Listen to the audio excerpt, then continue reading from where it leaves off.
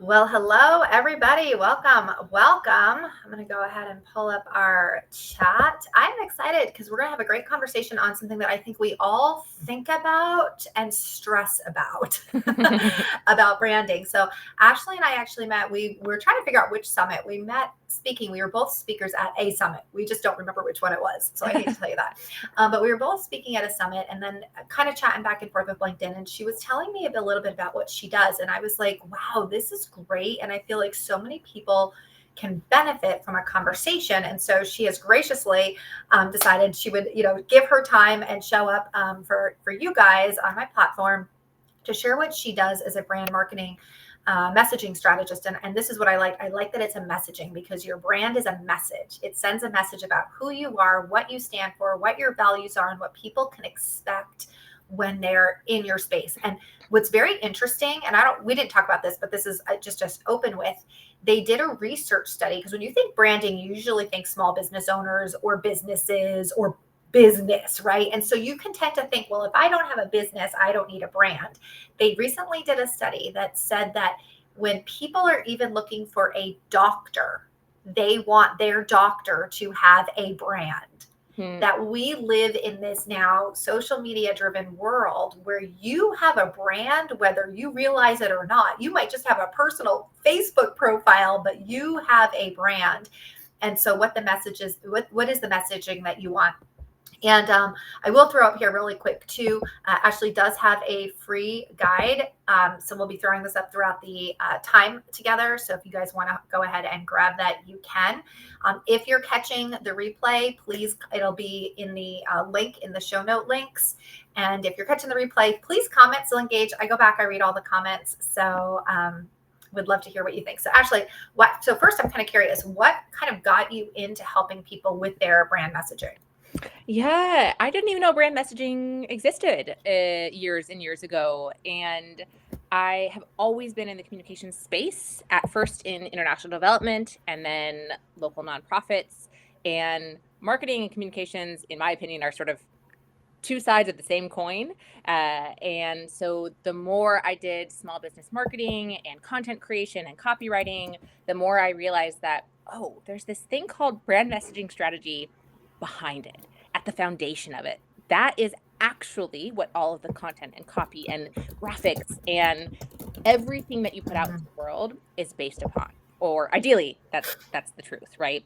We are aiming to be strategic, intentional, because like you said, we have a brand, we have a presence, we have a reputation, whether or not we're intentional with it. So for me, values aligned brand messaging strategy is simply doing all of the pre-work and all of the continuous upkeep to be as intentional as possible with how we want to be perceived and received. And then it's the people on the other side of the equation, of the conversation, that round out the rest of the brand, because their perception and their experience is equally as important as what we're putting out in the world. So why do you think it's so hard for us when we think about branding like this? It does sometimes seem really hard to create a brand or a consistent one. Why do you think that is? Yeah, I think sometimes it just seems so big and so nebulous, and we're so far removed from it. Or the inverse. A lot of people I work with, especially fellow marketers, they're just too close to it. They're in the nitty-gritty Hmm. details of their content every single day. They are redoing their website every single week, or whatever it is, and they're just too close to themselves, their vision, their clients, to know how to zoom out and find those overarching themes, figure out where those dots are and where the lines are that we want to connect. So we're either too close to it, or we're just so far removed from it, depending on, what your role is in the organization, in your business, in your personal brand. And yeah, it just feels like a big hairy beast sometimes. Yeah. And often we care so much about it, either like we haven't even given it two thoughts, and so we really need to, or we just care so much and we don't want to mess it up, we don't want to fail, and we put so much pressure on it, even though our brand is a living, breathing entity. We are Hmm. humans running it. We are connecting with humans on the other side of it through our business, through our brand. The world is changing, evolving always. So our brand is inherently going to change as well. So it's not about getting it right. It's about getting it on an intentional path so that any changes we do make are from the foundation of our values, from something that we want to happen, rather than just like, oopsies, this happened to us and it's kind of spiraling out of control. Well, we're seeing this week, right? This whole rebrand with Cracker Barrel. I mean, talk about like, oh my gosh, people went nuts like over a rebrand. So I think it shows you the power of what a brand and the connection that people make with a brand, and how often, like, if you make a huge turn in the other direction, not only will you confuse people, but you might even annoy people, right? Like, this is crazy, this controversy that's going on with that. Yeah, and I can only imagine how much money they spent Oh my on, gosh. and that was just the logo, right? They weren't even rebranding the organization. They weren't changing their very conservative values. They weren't changing their audience. They weren't changing their menu. They were only changing the logo. That is Well, they only one changed the part. inside. That was the other thing. They changed the Oh, inside. I don't know if you saw that. And so people went nuts because it went from this homey, dark wood antiques on this, like, ooh, and all of a sudden became like a white, generic, like, okay. modern view. And so it was so far removed. So it was the logo, but it was also the feeling that people got, and they went nuts. I mean, they really, and now they've just changed it back. Did you see? They went back and they said, oh, we're bringing the old logo back. Yeah. So I guess, because you do talk about this, that your values are where your brand is. And I guess when I think brand, and maybe the reason it's overwhelming to me, is I picture a brand board with like aesthetic colors, certain fonts, and as somebody who like hates to shop, I have no aesthetic at all. Like, that's why Instagram is hard for me, Mm, right? I think brand, and it just kind of shuts me down. But you really align brand with like your values. So for somebody who's yeah. trying to figure out their brand, can you talk more about that? Yeah. So for me, the brand really is much more about what you stand for. How do you want to be known? How do you want people to feel? So the Cracker Barrel feeling, they want to feel down home, Southern roots. They want to feel like they're in a little time capsule. They don't want to feel like they're in modern restaurant world, right? Um, my brand, I want people to feel welcome and open, and a little bit of empathetic accountability, a little bit of pushback, not just yes to everything you have to say, but really unpacking why are we doing this, asking the big questions, having the big conversations, but also getting out of your head to be able to take action into the world. So lots of space holding is what I want my brand to feel like. Mm. And so brand really is about a relationship and a feeling much more than the visuals. I actually, my favorite example to think of brand building is a tree. So if you think of the roots, that is the brand messaging elements. That is your mission. That is your vision. Those are your values. That is your audience. That's what is building up this tree. The visuals are the trunk. It's the biggest part. That's what we most of us probably see and think of most. Like that's what's sticking out into the sky, right? And then all of the outreach, all of the copy and content and partnerships and graphics and everything that is like out in the world reaching out is the foliage on top, the leaves, the fruit, the flowers, all the branches on top are the things that we think of when we think of marketing and communications, but it's all rooted in those brand messaging elements. And if we don't get that right, the tree's just going to fall over. You don't have a brand if you don't have those elements. So how do you think you go from taking your value? So I would say this is the first thing, right? People need to figure out what their values are, their core Yeah. values. I mean, this is something that we do in the Hey Girl You Can community, as we've a workbook on how do you figure out what your core values are. What was interesting during the pandemic, I think, for me anyway, it showed a huge, and I guess it was a few things that happened. We had the Black Lives Matter movement, we had the pandemic, we had kind of like these big social, societal shifts that happened in a short period of time, and it's put a huge spotlight for me on what I valued, my core values. And I had never really thought about them before, but having these kind of big things that happened in the world, I went, wow, this is really making me realize I actually do have some core values, right? So I think for a lot of people, they don't even know what those are. Um, but then how do you take that and make that visual? Yeah, so that's what working with a really good graphic designer does, though, or that is what any outside perspective does. That's the space holding I do, whether it is a copywriter, an OBM, a graphic designer, a business bestie, a life partner, someone who can reflect back to you, oh, yes, this actually makes sense. Oh, yes, what you are saying and what you are envisioning is actually translating through the screen, across the page, in conversation. And this is what you do for your clients. Yes, yes. And I think one of the most important things that we forget about is, okay, you want to think about your values. So step one in my process is establish. So what are those values? Come up with the actual list, right? Name them and have that list of values.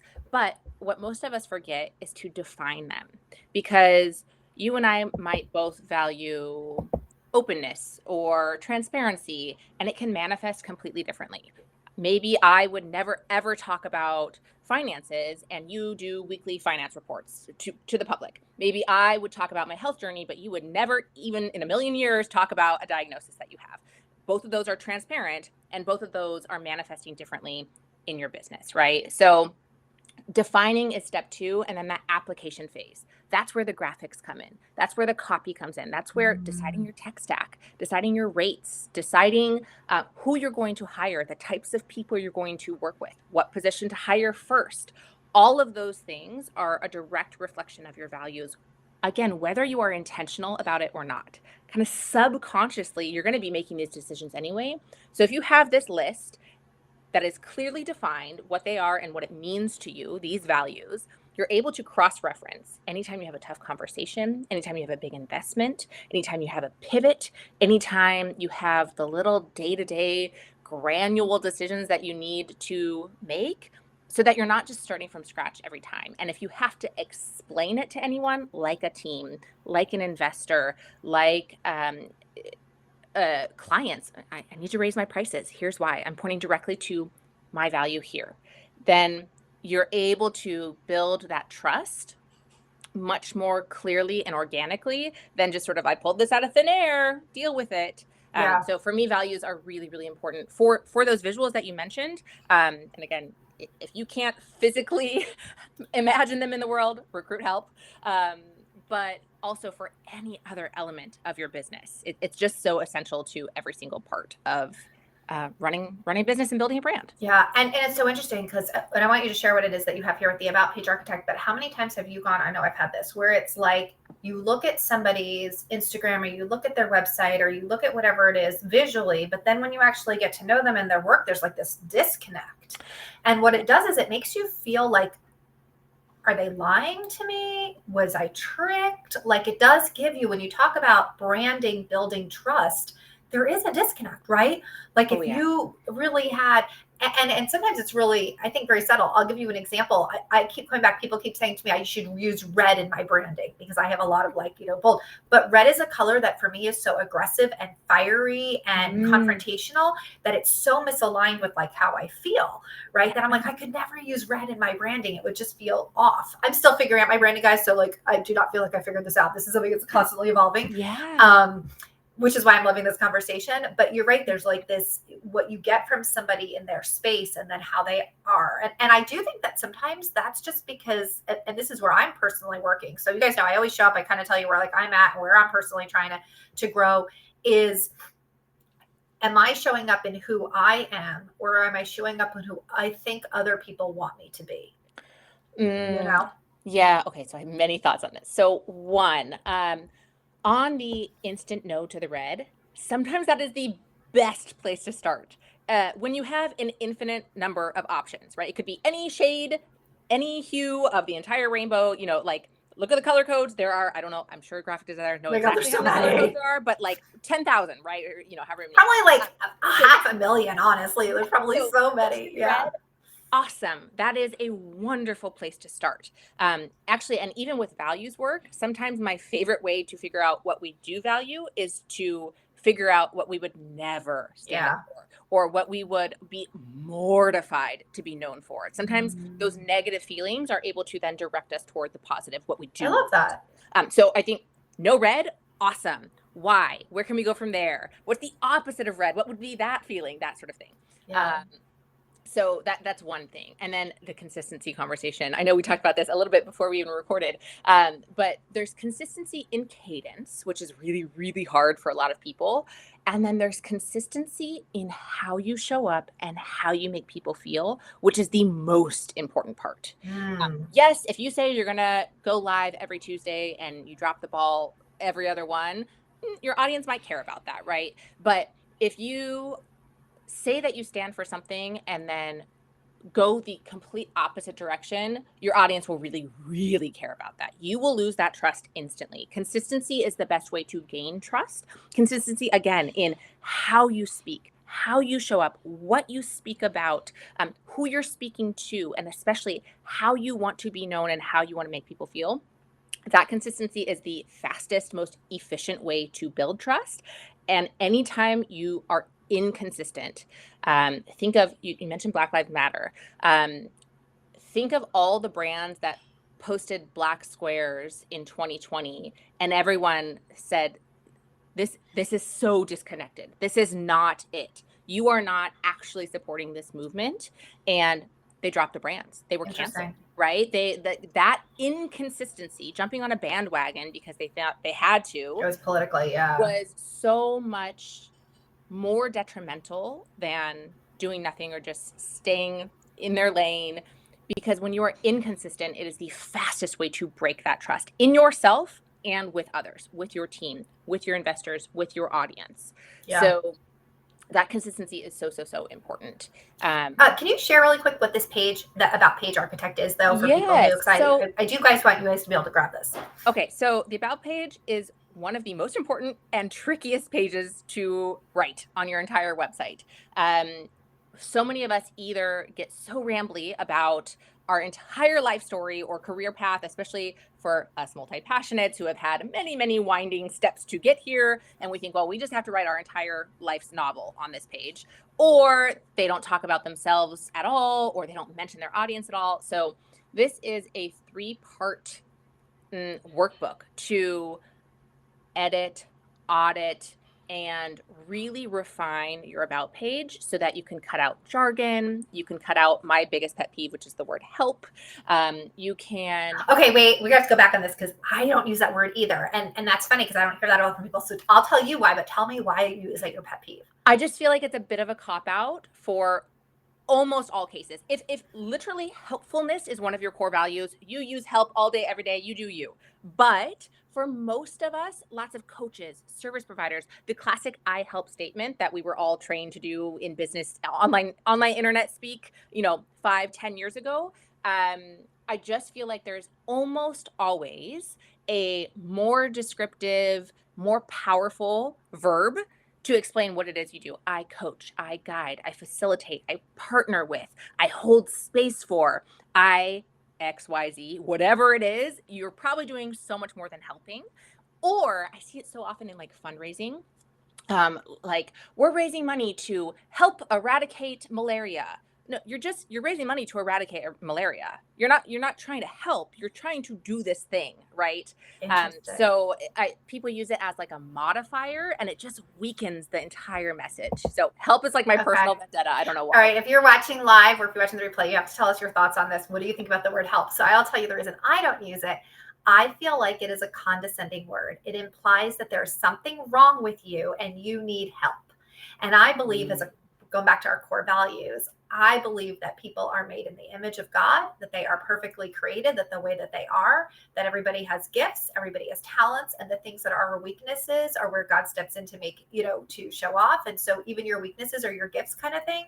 And so to apply that I need to help you in my world means that there's something wrong with you. You are incapable of doing it yourself, that you are unable, and that I need to kind of come in and save you. I need to help you, right? Because I think of somebody drowning. Help, I'm drowning. Yeah. Like, you are not drowning in life. You do not need to be saved. Sometimes you need a coach or mentorship, or I love how you said I hold space for somebody so that they can step into their own power. but I believe that like people are actually capable. Sometimes they just need to be reminded, which is our whole thing with Hey Girl, You Can. Like it's whole, like you actually are able. You do not need help. You just sometimes need to be reminded that you are capable, or you might need some guidance or mentorship or support, but you don't need help. There's nothing wrong with you. Yeah, so that's why that word has never resonated with me. Oh, I love that caveat. No, I think Yeah. that's entirely true. I think that's a lot of people feel the same way about empower. Some people love it. Some people are like, it's so condescending. It's so overused. Yeah. I empower. Yeah. So it's so interesting. So if you're watching a replay, like comment, tell us what you think about the word help. And if nothing else, you'll never see the word the same way again, because you're right. There is a lot of business 101 of your I help statement. And I loved the other words that you used to craft that. Yeah. I think those are great. So I want to get back to some of our questions to make sure we have some of this. I know you talk about how like these best practices that are really generic can actually hurt your brand. Can you talk more about that? Yeah, Seth Godin, literally his daily email was like about this today. He must have known we were talking about this, right? So when we are just following the trends or just trying to sound like everyone else, like I have to have an I help statement, or I have to say, come to me to up level your business, or whatever it is, then we are just lost in the crowd. It's not personal to us. It's not personal to our perfect fit audience. It's not using their language. It's not using our language. It's not a reflection of our values. The quickest sticking point in the best way, like to make your message sticky in a good way, is to really anchor it in your values. Because if you think of a Venn diagram of what you care about as a brand, as a founder, as an organization, and what your audience cares about, even if you have multiple audiences, that overlap, the intersection, your values should be shared. Even if not for one for one, you should be able to appreciate people's values on both sides of the Venn diagram. And so the fastest way to just blend in with the crowd and just appeal to price shoppers is to be generic. You might get some takers, right? Some people like vanilla. Some people do want to just have the cheapest option or the fastest option or whatever it is. And that's fine if that's the type of business brand you want to build. But if you want to build something more personal, more meaningful and impactful, then you really need to lean into what makes you different. And again, that differentiating factor is one of the hardest things that people have, because they're living and breathing it. I don't know what makes me different. Or they know, oh, I know this is so different. No one has ever thought of this most amazing idea. And then they can't articulate it, right? Or they get stuck in it because it feels so complicated in their head, even though, someone needs to understand the basic elements of it to be able to be entering into your orbit, right? So that genericness, and we all fall for it. I'm sure I have generic copy on my website. I'm sure of it. But I try to avoid it with myself, and for sure when I edit and audit and write for my clients, because it's just not serving anyone. It's a lot of fluff with no meaning. So it's just taking up character counts and visual clutter as the eyeballs are trying to scan through the page, or the ears are trying to filter through whatever the person is saying. And if we could say less but have it be more special, it would be a lot more impactful. So it's so interesting, because I just had this conversation with a friend of mine today who runs a very significant 7-figure business. And we were talking about, she does a lot of coaching on like stepping into your alignment of like who you are and showing up as you and everything. And so I was telling her some stuff, struggles that I'm having within that. And one of the things that we were talking about was ChatGPT. And so, and this is a perfect example, guys. I will take this live that we do afterwards, right? And I will transcribe it. And then I will use chat to help with that transcription from our actual dialogue to create a LinkedIn news article and a blog post, so that there'll be other places that we can be able to share this content. And because it's using our transcription, it's not just kind of taking it off of, show notes. It's using our actual voice. But then I find that even when I use that, and I've pretty much prompted my AI to really like know my brand, know my voice, know my values. I even put in like my Enneagram, my strengths, like all of that. Fun. But even with all of that information, when I look at what it crafts for like emails or social posts, there's still something that's energetically misaligned with who I am. And so she and I were talking about that while it's great for the convenience, it's great for creating more content faster, that it, at least for me, and I would be curious your opinion as a messaging expert. I was like, maybe I need to create less content, but content that actually I'm creating that's with my voice, because it will be more powerful than creating more content, but that just feels slightly off of who I am, right? And I think this is such a fine line because AI is taking over, right? Like at some point, you have to use it as a tool. Well, I don't know if you have to, but it certainly is a tool that's beneficial, right? So what are your opinions on that as people who are trying to message, but still be able to use technology in their messaging? Okay, I have so many thoughts on this. So yeah, I figured you did. So that offness matters. Like that like it, even if it's like, oh, something about this just isn't quite hitting, that matters because there is a real human reading it or hearing it or consuming it in whatever way. So that offness, while it seems like, oh, is it really that big a deal? Yes, especially because for most of us, I know you have a membership, so you have quite a bit of scalability space. Like you have room to scale. But if you have a private coaching practice and you only need 10 clients a year or something like that, whatever. Or even if you make, crocheted cats and you only need 20 customers a month or whatever it is. You don't need every single human who could possibly see this to see it. You just need the perfect fit people to see it and resonate with it. So, in my opinion, in general, yes, less is more if it is deeper, more impactful, more resonant. I have a whole podcast episode around AI use. I am like the biggest AI noob. I use it very, very, very occasionally, and I always edit very heavily. Okay, tell us what your podcast is, though, for people who want to go find you. Yeah, it's at ashleysang.com/podcast. It's called Purpose in Progress Podcast. I have it's my longest episode ever is about AI use. I have a bunch of ways that I crowdsourced ideas of how other people use it. But then I had some thoughts on what AI should and can look like in business. But that said, I think it's totally fine to use it. It just always, my golden rule is to have a real human, ideally you, but if you have a VA, if you have a social media strategist, whoever it is, a human, edit it through your voice. It's sort of almost the equivalent of having someone like a VA or a social media manager or a copywriter or someone write on your behalf, and then you still editing to make sure you would actually say that. And then it's really interesting that you mentioned convenience. So in that Seth Godin email from this morning, he said, if you want to build a mass brand, invest in convenience and normalcy. And if you want to be particular, memorable, and worth what it takes for fans to be loyal and committed, don't chase the people who don't care that much. Wow. So I'm in the chase the people who care a lot camp. But I'm not scaling to $1 bajillion of revenue and 101,000 customers. Like that's just not my business model.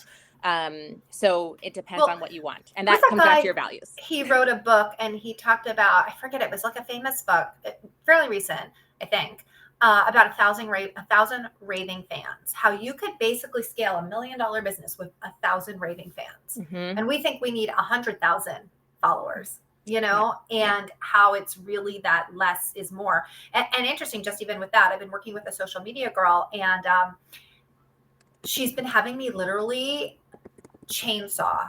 I feel like I'm taking a chainsaw to my social media followers and having them unfollow me, removing them as followers. And it's been difficult because I'm watching those vanity metrics drop by 1,000 and 1,000. And we hold on to these, I have X amount of followers. Yeah. But what she was saying is that because what I've done has shifted so much over the years in social media, that my ideal client is really not who's following me. And so when I send something out, I guess because the way the algorithm works is it sends it to a certain amount of people. And if those people don't resonate, respond, like, share, then it goes, this is crappy, and it doesn't continue to send it out. And she's like, so if it's sending it out to these people who really aren't your ideal people, it's actually hurting you, and you're better off slicing through, cutting your followers by half, but having them actually be people who care about what you're doing. And what's interesting is I started doing this in the first, hundreds. I'm like watching the numbers drop by the hundreds and I'm like, right? Yeah. Like, You work so and hard now and it's keep it gotten a little going. bit easier. Now I'm like, okay, I'm cutting through. And, my goal is to probably cut it down by about half of the followers that I had, which is pretty significant. But interestingly enough, I had an uptick in my followers this week, in new followers. So it was kind of a confirmation that, hey, that's working. And I think this aligns with what you're talking about with your messaging. Like, is your messaging landing on the right person? Because you can have the best branding, the best messaging, but if it's not landing on the right person, it's not landing, Yeah, and then we pour so much of ourselves, of our brain, of our time, of our heart, of our energy into the content we create, even if we're outsourcing it. Like we're still investing in it, right? Yeah. So it really is so disheartening to be on social or to write a newsletter or show up anywhere and have it not land. I'm thinking about an audience pivot in some ways, and I'm also having a hard time letting go of, oh, but I love speaking to this solopreneur, this small agency owner, this person who's just like me. I love that camaraderie and that casualness that we can have. And how much will I need to shift how I show up and what I talk about and in what ways if I want to be reaching larger organizations, bigger teams, more of leadership positions or startup vibes? What is going to have to change? Where will that be? In what way will it be siloed? In what way will it still be me? Will it still be Ashley Singh Consulting? These are big questions, and they're all moving targets. I don't think there's like a right answer. So this experiment, slicing through your followers, that's one way to do it, right? You can also, I mean, how many emails have you ever gotten? It was like, I see you have not been active on this list. Would you like to unsubscribe? I'm cleaning my list soon. And then, like that's that. And we do care about those vanity metrics. Or if we're pitching to podcasts or stages and they ask about your follower Yeah. count or And that your was one of the big subscription. reasons why I was like, oh my gosh, because, well, Ashley and I both met speaking at a summit. Yeah. And often when you speak at a summit, they are looking at your vanity metrics because they want to know what your reach is. And Yeah. so I thought to myself, is this going to hurt me? Mhm. And I guess where I'm at a place right now is I'm like, okay, well, I'm not scaling the way that I'd like to. So it may hurt me temporarily, but Yeah. hopefully if I have to take a step back, it is to be able to take 2 steps forward, right? Yeah. And sometimes you do have to experiment with that. Yeah, I pretty much any summit I'm part of, if they have a minimum email subscriber requirement, I don't Interesting. I don't participate because I just don't think it matters. Like if I had 100 people on my list and all of them were outrageously engaged and bought Yes. everything I sold, I just feel like I bring so much more value than someone who has 3,000 people on their email list, but a 10% open rate. Yes. So I don't That's a participate in summits valid because of point. that, or like with that requirement. But we all have to make those decisions. That's where going back to our values is so useful because we get thrown these opportunities and we're like, oh, I want to do it all. Yeah, and I know, guys, we're at the half-hour mark, but I have one more question I want to ask you because I think that and I'm going to assume this, you can tell me if I'm wrong. I assume that our brands evolve and change over time as we grow and change and evolve over time. But also going back to our initial conversation about Cracker Barrel, when you kind of take a 180 pivot in a different direction that is so different. And I did listen to the meeting with the CEO, and she basically was like, and there might be some validity in this. She said, our clientele is kind of dying out, right? We need to attract a new, younger clientele if we're going to stay relevant and in the future and stuff. And so how do you change, like, let's say somebody's watching this and they're like, okay, my branding is off. I know my branding is off. I know that I need a new look. I need a new energy. If you need that, you may want to reach out to Ashley. She can help you with that. But I need to work with somebody like you to help do my brand. Yeah. But how do they do that without kind of like burning down what they have, having to start all over, and then maybe alienating or turning off the people who have been following them? I think rebranding it's and how often should you rebrand? Do you know what I mean? Yeah. So I think this is one of those cases where there is no right solution. You get to choose your own adventure for your own, again, bandwidth, team, and audience. So something like the Cracker Barrel rebrand, they could have involved their audience. Clearly, their audience had something to say about it after the fact. So Holy they could have smokes. decided to have polls every step of the way of like, what do you think of this font? What do you think of this color? What do you think of this logo shape? What do you think of this interior? Should we do red booths or blue, whatever? I don't think they would ever do blue. That's not their brand colors. But alas, they could have involved their audience. You can absolutely do that. I have built offers in the past. I have a content subscription. I've done a group. Speaking of offers, let me throw Ashley's offer up here. Thank you. I've done group settings where I have in real time built the offer around what my audience is saying they want and need, and would be useful for them. So you can absolutely engage your audience if you like your audience, want to go deeper with your audience, want to resonate better with your audience, want to keep that going. You can also do market research with people way out of left field, like if you want to pivot your audience. So, let's say, for example, you work with nonprofits now and you want to work with corporate. Go to the streets of LinkedIn and start cold emailing. Hey, can I informational interview you? Would you be willing to answer this question? You're going to get a lot of ignored messages or no's, but you might have some really good conversations. So that like research and or relationship conversation can be part of it. You also always have the option to just burn it all down, right? You can start from scratch. You did it before, you can do it again. That is an option. You can also do an iteration, right? So maybe all you're doing is changing the font and the headline copy on your website. Nothing else is changing. Maybe it's incremental in some way, because you don't want to alienate what's already been working, but you do want to be able to appeal to a new area somehow. So really it's what are your goals? What is your bandwidth? Maybe I know I've worked with a couple clients that have sub brands, right? So they have the overarching entity, but then, this sub brand for this group of people for this offer exists in this world. And so what is the connection point between the sub brands and the overarching brand? Really, those brand foundations of who are we and how are we different and how are we the same? That all matters. So there is no right or wrong way to do it. It is simply what feels right to you and what do you have the bandwidth for. And what would be a red flag for somebody that would be their glaring sign to say it is time to rebrand? When you're embarrassed to share, like when you're embarrassed to show up, when you're like embarrassed to send the invoice or to share your newsletter or to show up on social because your bio is so outdated. It's like from 5 versions of your business ago. You need That's your red flag.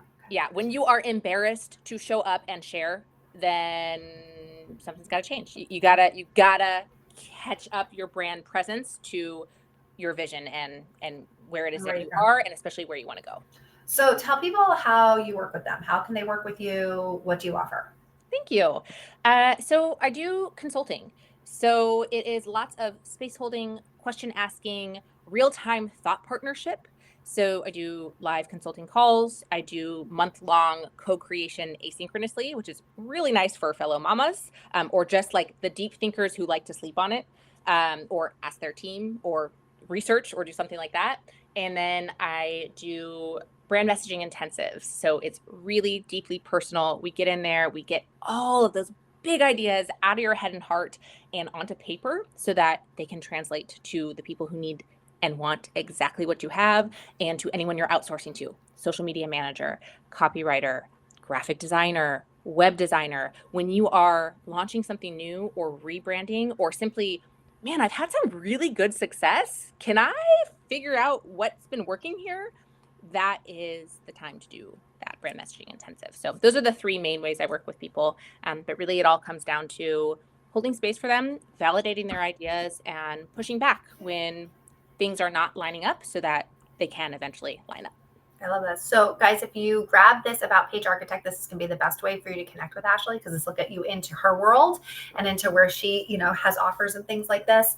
But I think it is true, because one of the first place that you go on people's website is to their tell me about you. Who are you? And, do I get a vibe from you? Do you resonate with me? Yeah. So I hope you learned a lot from today, or at least it got you thinking. I'd love to know in the chat if you kind of what your takeaways are, what you think about your brand, if you have a brand, if you need a brand, if you've thought about what your brand stands for, and also what your core values are. I think it's really one of the things that you said that I think really is so important is that you talked about your values as a brand and who you are, and then your audience and them overlapping. And I would venture to say that somebody who doesn't share my values, a company, a corporation, a person, even somebody that I'm following on social media, if they don't share the values that I have, they're probably not going to stay in my space. Right. Yeah. And I would say that, I might not be everybody's cup of tea. I'm sure that I'm not. Right. Yeah. Like not everybody is going to resonate with who I am and what I'm about. And then my prayer is that they do find the space that they're going to resonate with. And that I pray that the people who are going to benefit from my space find me. Right. Like we want that. We want those people to go find their home, and the people who are meant to be in my space find me. Exactly. And so I think that's difficult if you don't know what your values are, if you don't know what's important to you and what's clear to you and stuff like that. So I will say, guys, if you are in Hey Girl, You Can, if you want to hear more about our membership, or you're looking for like your home and your community so that you can grow into the best version of you, that you can grow your business, connect with like-minded women, have these kind of conversations on a regular basis. And one of the things that we offer too is if you have a brand, go throw it in our private group. Have people, if you're a member, go take some of your stuff, put it in our private group, and have people comment it. Ask them, like, what do you get from this? What is my brand communicating to you? Because I love what you said, Ashley, that sometimes you need an outside eye to look at your brand. Okay. And that's one of the values of our community, guys, is that we're all supporting each other. If you go here, this will tell you a little bit more about our membership and what you get from that. But if you are a member already, there is in your membership portal, there is a workbook called Your Core Values. And you already have access to that. And it will go through all the different values and helping you really get clear on what your core values are. That way, if you go and you work with somebody like Ashley, or you say, okay, I want to get into her space, you can go to her with, or here, I've determined what my values are. Now help me do this with my messaging. Okay. So we've already got you covered in that. I did not know that was some of the things, but it's already in your membership. So that aligned really well. So thank you so much for being here. I appreciate your time and you're sharing your wisdom with us. And guys, if you're looking to get in the space, get on her email, get connected with her, go follow her on social. And maybe I will be listening to your branding and your messaging sometime soon, because I do believe, and if you hang out in my space, again, one of my core values is I believe every single person is significant. And I believe that you are here for a reason and a purpose and to have influence. And that is why you are still living and breathing, that you have a message and a gift that is meant to be shared with the world. That is why you are here. And that if you do not pursue your dreams will die with you. And that will not just hurt you, but that hurts all of us that miss out on the gift that we were meant to have by you pursuing your dreams. So if your messaging is off, no one's going to get your message or your dreams. So go find someone like Ashley, work with her, get your message clear, because your gift is meant to be spread with the world. So thank you guys so much for being here. Ashley, have a fabulous afternoon. Thank you so much. Bye.